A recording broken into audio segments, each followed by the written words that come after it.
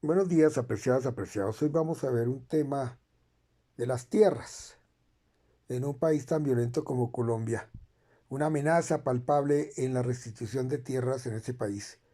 La decisión de la Corte pone en riesgo la restitución de tierras. En 2023, la Honorable Corte Constitucional tomó una decisión que pone en riesgo la restitución de tierras, pues desconoce aparentemente elementos procesales fundamentales para proteger a las víctimas de desplazamiento y despojo.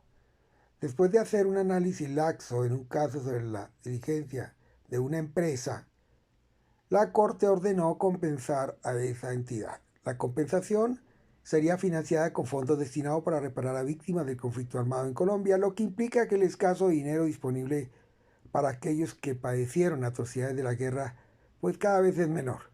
En este momento, la última esperanza está depositada en la solicitud que realizó la Unidad de Restitución de Tierras de nulidad de esa sentencia en esa polémica decisión. De otra parte, la Agencia Nacional de Tierras entregó predios del ubérrimo del señor Uribe a campesinos del Córdoba. Amanecerá y veremos con ese tema.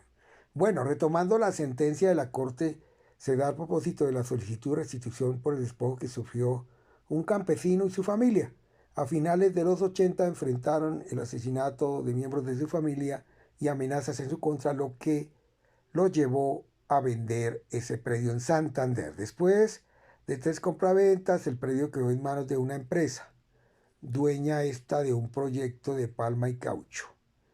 En 2013, es decir, hace 10 años, cuando ya todo parecía estar tranquilo, la familia decidió acudir a los estrados para solicitar que les devolvieran su predio, argumentando que no habían vendido por el temor, o habían vendido ese predio mejor, por el temor de perder sus vidas. En el 2019, un tribunal superior de una ciudad en Colombia ordenó restituir el predio a esa familia. El magistrado encontró que la violencia generalizada en Santander hizo que esa familia no tuviera otra opción más que huir de sus tierras. Frente a la compra del predio por parte de esa empresa, el tribunal aclaró que la misma no demostró buena fe exenta de culpa. Es decir, que dadas las circunstancias de violencia en toda parte en Colombia, debió haber realizado más acciones para conocer la historia del inmueble y eso le hubiera permitido conocer la situación de conflicto que motivó la venta por parte de esa familia. La empresa instauró una tutela entonces contra la decisión de ese tribunal, decisión de restitución, tras perder en primera y segunda instancia.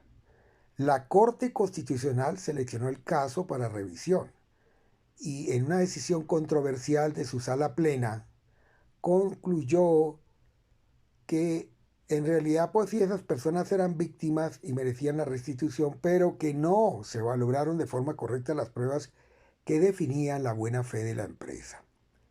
Ordenó la compensación económica a favor de esa empresa. Esa decisión va más allá del caso y afecta a la restitución de tierra por lo menos por algunas razones. Una de ellas es que la Corte flexibilizó el estándar que exige a los opositores, en este caso a esa empresa, de demostrar que actuaron de forma diligente, es decir, con buena fe exenta de culpa.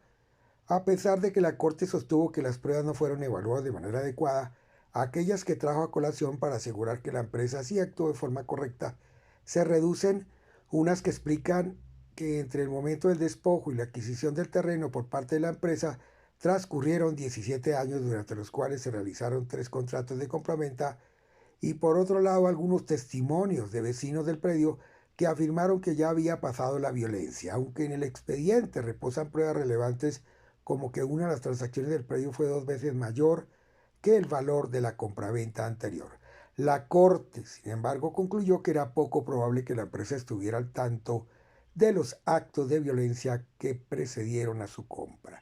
Es decir, la Corte aparentemente abre un boquete a la ley de restitución.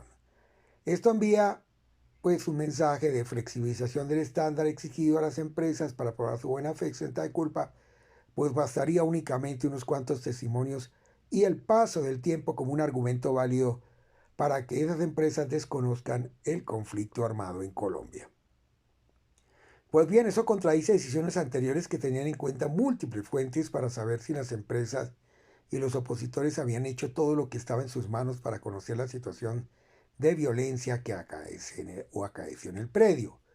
Es decir, revisar noticias, indagar con las autoridades lo que había sucedido en zonas, analizar cambios en los precios de las compraventas, todo con el fin de asegurarse pues que no se estuvieran aprovechando el conflicto armado para tener más tierras. Terratenientes es lo que hay en Colombia.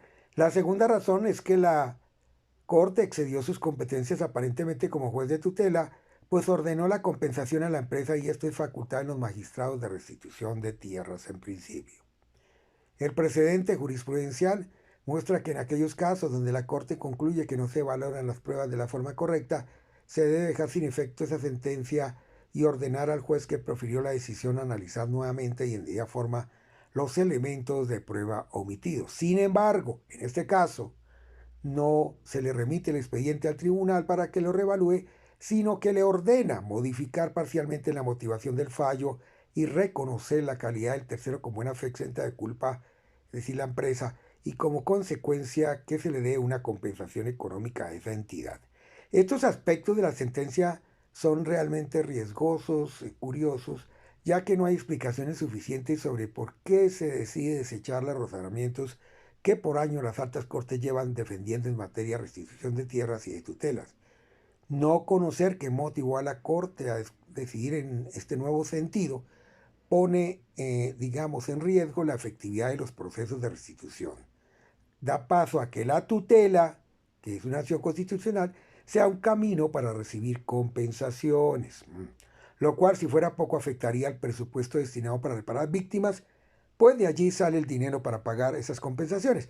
La solicitud de nulidad que presenta la Unidad Nacional de Restitución de Tierras es el último recurso jurídico disponible para evitar que la sentencia pase a ser un precedente. Esperamos, pues, o se espera, pues, que se miren los efectos y se analice realmente la situación. Si se confirmara, la Corte, además de pues, ubicar en otro contexto sus funciones judiciales, desconocería de alguna u otra forma la garantía de los derechos de las víctimas del conflicto armado, que protege el deber de adoptar una alta carga probatoria por parte de las empresas para demostrar su buena fe en la compra de tierras. Como ustedes ven, amigos, este tema es bastante espinoso, muy complicado, pero el poder es el poder.